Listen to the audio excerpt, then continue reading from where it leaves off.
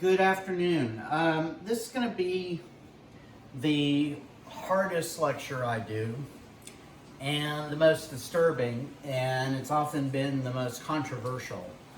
And I want you to know that there will be material that some people have found extremely upsetting. They've cried in class, some have gotten angry, some have thanked me for doing this. So I want to explain why I do the following lecture I'm going to do on lynching and why I provide the details.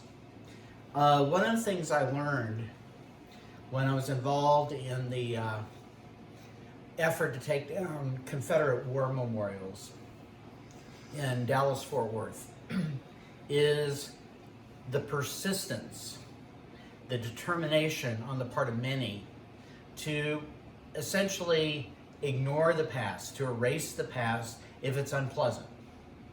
And it really drove home for me the fact that those omissions, those things we don't admit or explore about the past because they're unpleasant, they're dangerous, they're upset, they're controversial, they make the country look bad, serve a very bad purpose. It serves to minimize demands for justice for today, to marginalize those demands for justice, and to make the grievances, the complaints that people have who've been oppressed seem trivial and unjustified. I've had over the years white students over and over again tell me that the Civil War wasn't about slavery. That's an easy thing to disprove. The Confederates said it was about slavery. I've had students say that, okay, well, slavery was 160 years ago. Get over it. They've told black people. These are white students who say this traditionally. And I have to tell them, do you know how bad it was after slavery? And how bad it was recently? And they say, people always exaggerate.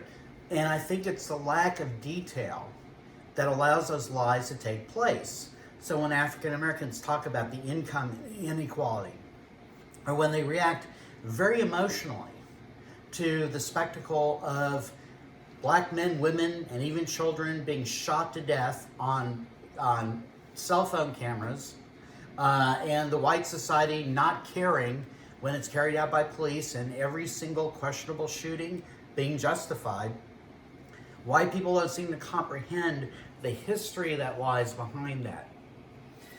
So I approach this by being graphic. And I feel like I'm doing something that Dwight Eisenhower did when his troops were liberating Nazi territory in Nazi Germany and they got to the concentration camps. Now, the first concentration camps in World War II were actually reached by Soviet troops, Russian troops coming from the east. But the public didn't have any real grasp of the extent of the Holocaust, and in fact, the term Holocaust would not even be coined until the 1960s. And it took more than 15 years for the Holocaust to be understood as largely a Jewish tragedy. The deaths in the concentration camps were put in the context of a war that took 70 million. But anyway, nevertheless, the first real awakening at all about the horrors of the Holocaust were as American troops and British troops got to these concentration camps in the western part of Germany. And when Dwight Eisenhower became aware of this, that troops had reached the camps and what they had seen, there had been intelligence reports, but the reality was obvious. He went there, he visited, he was there with a famous tough general, George S. Patton, who actually threw up at what he saw. And Dwight Eisenhower made a decision that I think was really important. First of all the Allies filmed everything at the camps. Dwight Eisenhower decided that he was going to make the people who lived near the camps, who could smell the burning bodies, to smell the decaying corpses, who saw thousands of Jews delivered by train to the camps who never exited, who heard the stories and did nothing. He made them tour the camps while the bodies were still in place. That you can see footage of them. They're covering their face with masks like we do today because of the virus, because the smell was so awful. And by the way, that smell traveled through the air. It wasn't hidden. And he made them go and look inside the ovens where the bodies had been burned. He made them look at the pile of hair that had been cut from people who'd been murdered so they could make wigs out of it. He made them look at the bins with the pulled teeth where they were going to extract gold fillings, the little piles of baby shoes that were going to be recycled for German children. He made them look at the stacks of bodies and the general public in Germany around these camps, and the SS guards who had committed these sadistic murders were made to bury the bodies. I can't do that for you. And I have to deal with, the reason Eisenhower did that is I think he sensed on some level something would happen that did happen. Holocaust denial. I actually had a student one time write a paper saying the Holocaust didn't happen. She got on the web and found a website that didn't happen.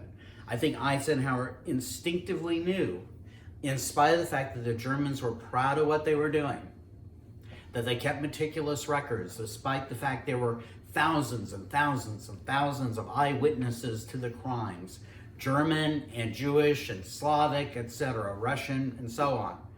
In spite of the fact that there's all the physical evidence, in spite of the fact that people vanished in the war who had been parts of vibrant communities, all the evidence, the mountains of it, that people would lie about it and deny it.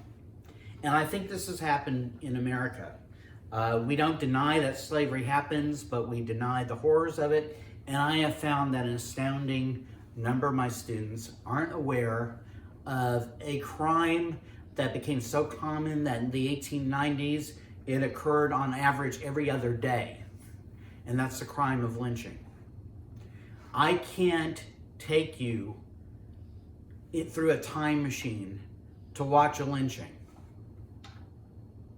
I can't take you to the bottom of a slave ship in the 1600s, 1700s, 1800s, and make you listen to people chained below the decks of a ship for 23 out of 24 hours a day.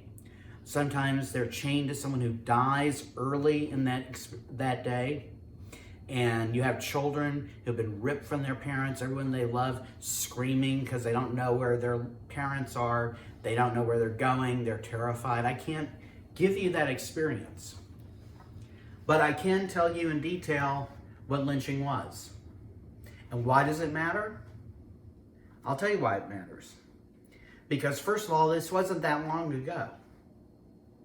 These lynchings continued actually until, as a regular thing, until the 1920s. It began to diminish in the 20s during the lifetime of some aunts and uncles I had. But there were lynchings off and on until, actually, believe it or not, the modern era. There's a man named James Byrd, 1990s, who was tied to the back of a car with a chain and dragged through the back roads of Jasper, Texas, in the 1990s. There was a gay college student in Wyoming, Matthew Shepard, who was picked up by a couple of men in a bar who were out to kill a gay person. And they said, "Do you want to go on a ride?" And he thought they were going to be friends, whatever. They beat him severely. They tied him up to a barbed wire fence. They left him on a frigidly cold night, exposed to the elements. He was unconscious when they found him. He died a few days later. That was in the 1990s. This is not the distant past. After 2001, a man in Dallas-Fort Worth went on a shooting spree, hunting Muslims. There's an assumption, just like in the 1920s, even with World War I, no one would have necessarily expected Germany to systemically murder 10 million people, 5.8 million Jews, Slavs, people of Eastern Europe, gypsies, as they used to call them. They're called the Roma is the proper term now. Homosexuals, communists, trade unionists. They would not have expected the systemic slaughter that became the Holocaust to happen in a country as advanced and civilized as Europe. And here's the thing, we are in the midst of a pandemic, and during pandemics, the best of people comes out and sometimes the worst of people come out. And we have political leaders who are fanning this hatred and fear of people who are Asian Americans, Asian descent, or immigrant from Asia. We've had a frenzy whipped up about immigrants, period. And I don't think we should ever be complacent about how civilized we are and how we can't do that today. That's why I go into these details. Now, I mentioned before about the contrasting visions between Booker T. Washington and W.E.B. Du Bois. One man who is willing to accommodate segregation as long as African Americans were allowed to economically advance. And W.E.B. Du Bois, who says any advance is tenuous and can be snatched away unless you confront racism, you confront the greed of the American society, you grant voting rights to African Americans, and you end segregation. That no one's fully a person and therefore fully a citizen in a society that assumes you're inferior because of your skin color. I think when Washington dies, Booker T. Washington dies in 1915, he's a massive influence. His ideas continue to exercise great influence in American society, particularly African American society, but he represents the past. Du Bois, his work is prophetic. And I think we see this, the futility of the Washington approach, because it accommodating racism, not confronting it directly, and not insisting on a share of political power, leaves you powerless to even protect your lives. We see this in 1899, 2 years after Du Bois arrives at Atlanta University, when a mob of 2,000 whites tortures and murders a man named Sam Hose near Atlanta, Georgia. Hose was a literate and hardworking man who needed money to care for an ill, frail mother and a mentally disabled brother. And he worked for a landlord, a white landlord named Alfred Cranford, on a plantation in Newman, just outside of Atlanta. In the spring of the next year, 1899, something happened that very often happened when African American men and women worked for white people.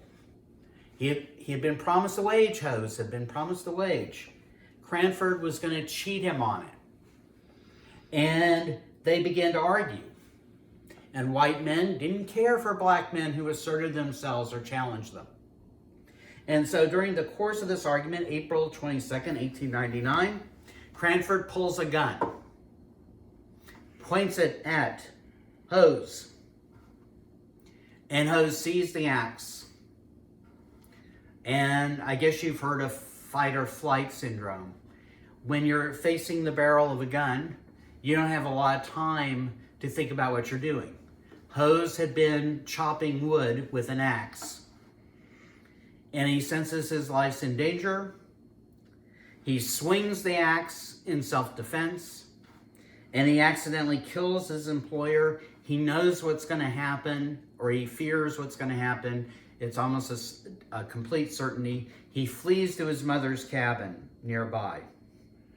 So this is an era of telegraph wires, multiple newspapers published in every city. News travels through the railroad lines very quickly. The story goes, as they say today, viral. And people all over the South hear about this within hours. And the story evolves. The way the story is reported is that Hose had intentionally murdered Cranford, had raped his wife Maddie while she lay dying, and then supposedly assaulted the Cranford child. So what happens? As the story gets embellished more and more and more, we have mobs gathering outside the Hose cabin near Newman, Georgia, which is not far from Atlanta. People actually charter trains because they want to travel as a group to the scene.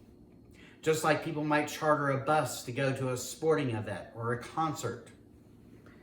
And they gather and wait, and eventually 2,000 people are there. Think about the size of the mob, because every one of these 2,000 people, with the exclusion of the children, is actively, consciously participating in a murder.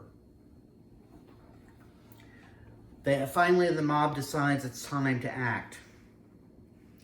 They break into the cabin, they capture Hose, they strip him naked, they chain him to a tree, they stack wood around him, and they soak everything in kerosene. Now, what is the motive of the mob? And I really want to make this clear. It's not enough to kill,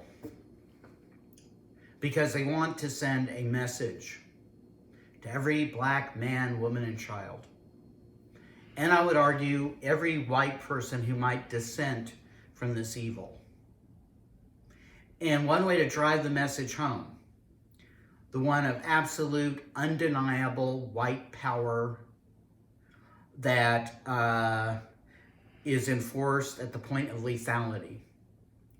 They want to make sure that no one feels safe, that no one can stop what's happening, and you better participate if you're white, or you could be a victim, and that there's nothing that black people can do to protect themselves, so they better obey as much as possible. Resistance will result in horror. So they overkill. The mob ends up cutting off Hose's ears, fingers, genitals, and they peel skin from his face. And according to one contemporary newspaper count, the crowd is going to watch with satisfaction as the fire is lit. Hose is still conscious. His veins rupture from the heat of the flames as he burns alive. The blood hits the flames. There's a hissing sound. The crowd cheers as he screams, "Oh my God, oh Jesus." And when all this finally ends, when he finally dies, the crowd's not done. They cut out his heart and liver. They distribute body parts as souvenirs. They sell pieces of bone and tissue to those unable to attend. And even though the people in the town, it's a small town, everybody knew everyone else, no one wore a disguise, no one wore a mask, no one is ever arrested. Later investigation indicates that in fact no rape had ever occurred. Du Bois at that point is a professor at Atlanta University. He writes what he describes later as a careful and reasoned statement on the case. He knows people at the Atlanta Constitution. He's walking over there with the comments he's written, the op-ed he's written, and then he freezes in his tracks because he passes a grocery store, and there's a glass window in front, and there's a display, and it's a jar filled with formaldehyde, and floating in the formaldehyde are Sam Hose's knuckles. He turns around, and he's too disturbed to continue. He probably thinks of himself, someone whose life was built on reason, thought, logic, argument, evidence. What argument can you make in a society like this to illustrate the evil of this? This is going to have worldwide repercussions. A black Presbyterian missionary in Liberia is going to tell the Africans he preached to. He'd been telling them about the wonders of America, even as an African-American man. He felt there were beautiful things, wonderful things about the country. He's telling them about Jesus and the mercy of Jesus. And of course, he's portraying America as a Christian land, and he's trying to convert what Christian missionaries often thought of as heathens, unenlightened about the truth of Christianity. And when he talks to them about it, he said they couldn't believe such an event happened. Their imagination never pictured any tragedy so frightful and revolting. On July 24th, 1900, the year after Hose's murder, an African-American man in New Orleans, Robert Charles, is going to have a very common experience for African-American men in dealing with police. White police officers assault him for no apparent provocation. Charles is already outraged by the Hose lynching. He had a gun in hand. He draws it. He shoots one of the officers, wounding him. He goes to his home. He grabs a rifle. He goes on a rampage in which he kills 5 officers. He wounds a dozen more. Meanwhile, in response to what Charles did, a white mob goes on a rampage, searching for him, and they begin literally hunting black people. 28 are going to die in a 4-day riot, including Charles, whose body is going to be riddled with hundreds of bullets. Now, I wish I could say this. I wish I could say the Hose case was unique. But between 1882 and the NAACP is the group that's going to track this, they're going to carry this out to 1968. Almost all of these deaths occur between 1882 and 1939, but that's the statistics. The number they count in this time period is 4,736 men, women, and children.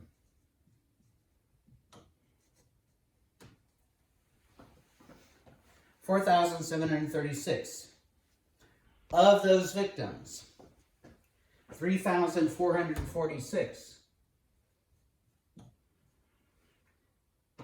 In other words, 72.7%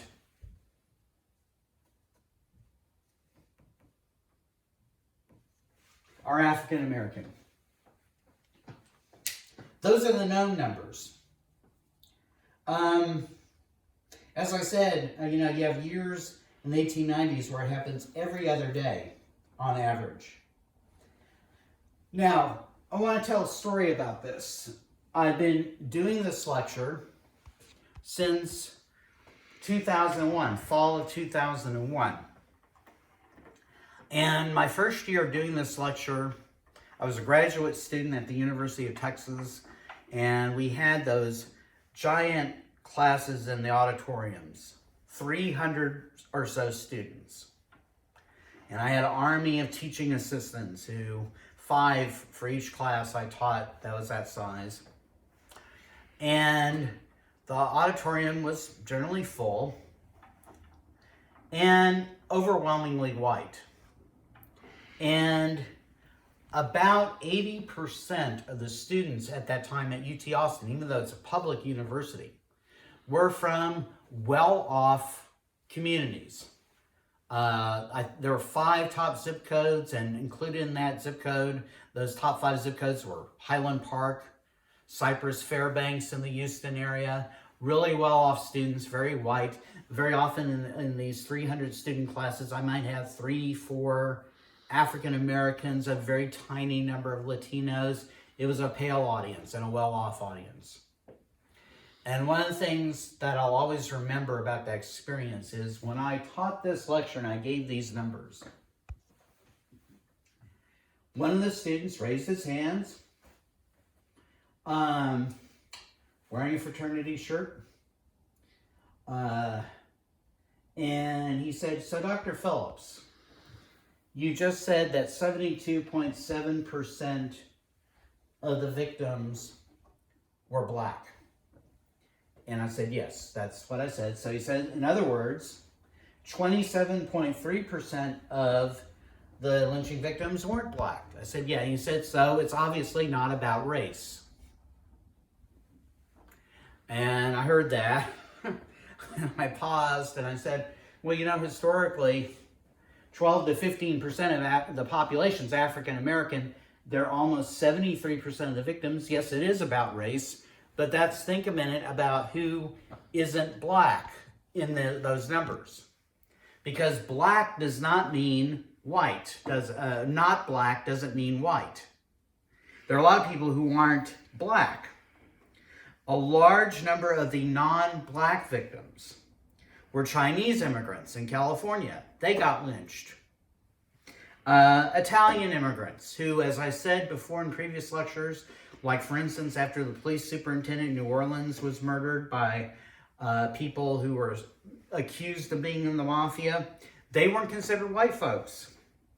Mexicans and Mexican Americans, there's a book by Professor Benjamin Johnson, who's talking about that period, particularly between 1915 and 1920, after the Mexican Revolution started in 1910, when there's this first big wave of Mexican immigration in Texas, and he estimates that thousands, I've even seen one estimate, 5,000 Mexicans and Mexican Americans were murdered by Texas law enforcement, mobs, vigilantes, etc. in that brief a period of time.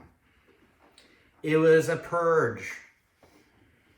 So overwhelmingly, we have people defined as non-white. One infamous incident, we had a man named Leo Frank, who was the Jewish manager of a pencil factory outside of Atlanta, where Sam Hose was murdered. He was accused of murdering a 13-year-old girl, Mary Fagan, who was not Jewish. She was a Gentile, in 1913. For 2 years, he's languishing in a prison for a crime most people think he didn't commit today, and even quite a few people at the time. The governor of Georgia, John Slayton, in the last days of his term of office, is so disturbed by what he thinks are flaws in the prosecution of Leo Frank, including the fact that there was a mob outside the courthouse during the trial chanting, "Hang the Jew or we'll hang you," that he didn't believe the verdict was fair, and he commutes Leo Frank's sentence. A mob breaks it, and by the way, the governor has to flee the state because his life is in danger for doing that. A mob breaks into that prison where Leo Frank is, they steal him, and they hang him. Jews were not considered white either in that era. So almost all the victims are in the category of non-white by the definitions of the time. I wish I could say that lynching was a limited phenomenon. It's not. And by the way, the numbers I mentioned, 4,736, that doesn't include the thousands of Mexicans and Mexican Americans who might have been murdered in Texas. The numbers are only what they could verify specifically. There are any number of African Americans and other people who simply disappeared, who were probably murdered more quietly, not in public squares, not in front of large audiences. It was a common phenomenon, and we don't know how bad it was. And it's not just a Southern thing.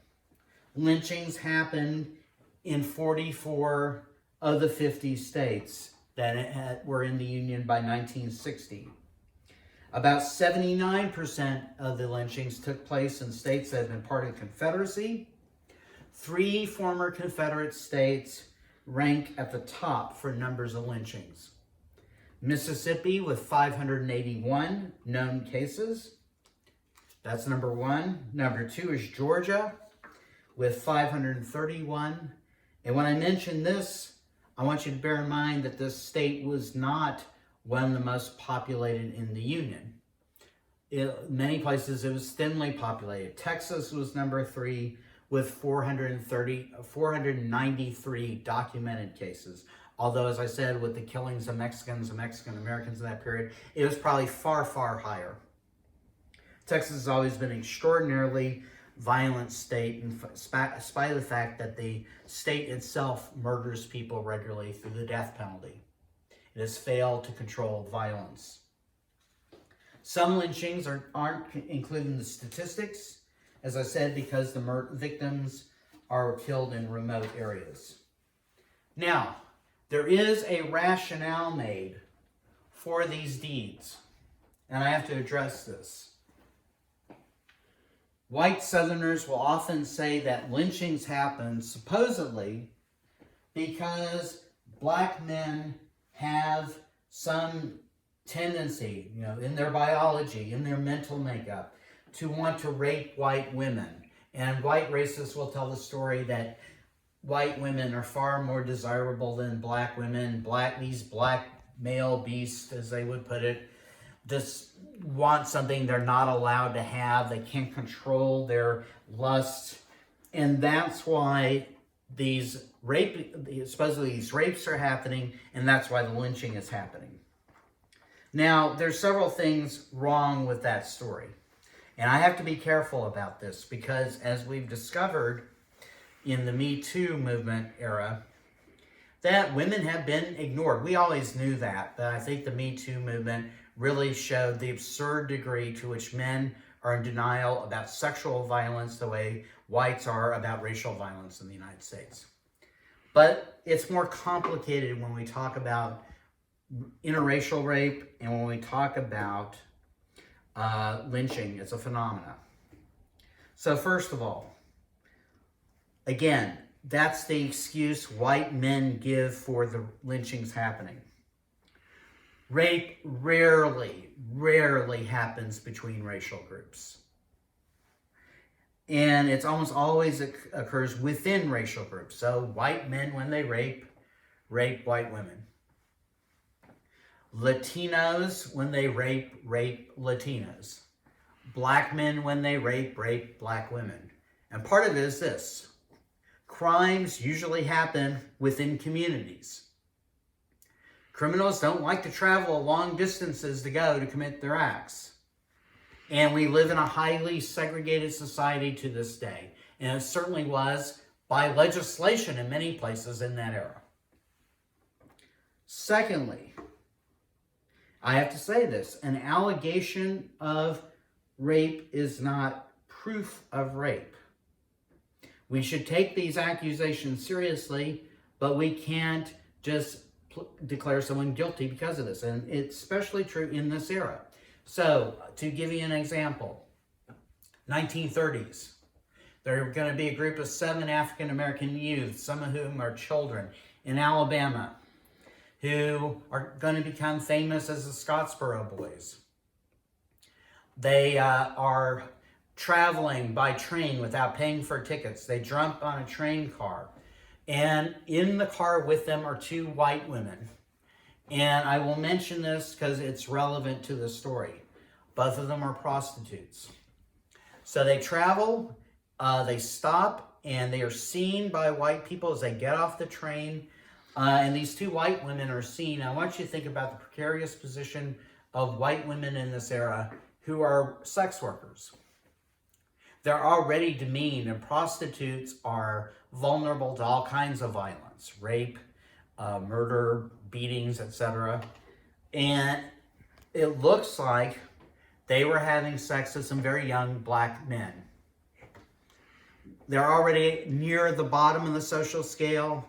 That would drop them even lower and could subject them to violence because of their violating of racial norms. So they accused the Scottsboro Boys of rape. Later on, one of the 2 women said, no, the rape didn't occur. But nevertheless, all 7 are sentenced to death.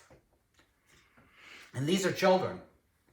Now, it's actually the American Communist Party that provides defense. for these people, and they managed to prevent any of them from being executed. One of them eventually escapes from prison. We have, eventually, they get out. They survive miraculously in this period. And this is in the 1930s when lynching as a phenomenon begins to decline. But I use that to say we have to not just automatically assume because of the racial climate. There's another case in East Texas where a father who's abusive finds out that his daughter had been having an affair with a black man, and he's really furious because of how it might make the family look and him as a father looks. And he threatens her. He's violent towards her. He threatens her. He said, "You're going to say that man raped you." And he forces her to watch while he's burned alive, the black man who had been her lover. That's the context in which this happens. By the way, that Scottsboro boy case, one of the Scottsboro boys had a lame arm. And that's the inspiration for the African-American who's on trial for attempted sexual assault in To Kill a Mockingbird, if you've seen the play or the movie. In any case, the allegation of rape is only made in 19.2% of the cases. 80.8% of the time, there's not even an allegation of rape. Why do African Americans get lynched? Well, as we'll describe later, due to some very courageous journalism work, that very often it's because African Americans are too successful and their white neighbors are resentful. That disproves the theory of white supremacy, doesn't it? If a black man is too, or they're assertive. They won't allow themselves to be humiliated. Or they're something as simple as, and we'll read these case studies, they simply look at a black man looks at a white woman's eyes or doesn't get off the sidewalk fast enough. And what I want to suggest is a lot of what inspires this is terror, because white people are aware of the crimes they've committed. They bear that guilt somewhere. There's something that resembles a conscience. And they expect to get the same thing back that they've given. They expect to pay the price they made others pay for their racism. And any sign of pride, any sign of non-submission is seen as a first step towards potentially vengeance and revolution. And they're going to nip it at the bud. Simply not saying, "Yes, ma'am," and "Yes, sir," fast enough can be a death sentence for you if you're black. In any case, if rape is the reason for this crime, you have to explain why. Some of the victims are elderly, disabled, and sometimes women and children. Not demographics likely to commit rape. One of the things that's striking is these lynchings often involve mobs numbering in the thousands. And given the number of lynchings and the size of family networks, I have to say that it's likely, particularly since most of these events happen in the South, not exclusively, that if you're from a white family that has lived in the South for decades and decades, it's very likely someone in your family tree at some point participated in one of these acts of public murder. The key here is this. If, as white Southerners are wanting to pretend that this is motivated by anger, spontaneous rage, and acted by a mob that hasn't even had time to think, they're acting on purely emotion. When a white woman in particular has been murdered or raped, or some other helpless white person has been victimized by a black person, if that's the case, you have to explain why these lynchings are so ritualized, so elaborate, so carefully planned, so worked out step by step by step. So, that's our introduction. And we're going to have some case studies that'll be disturbing. The next time we talk, there will be disturbing material. Be aware of that. However, after that, we'll talk about the resistance to lynching, the critics of lynching, and we'll talk about how lynching eventually begins to vanish as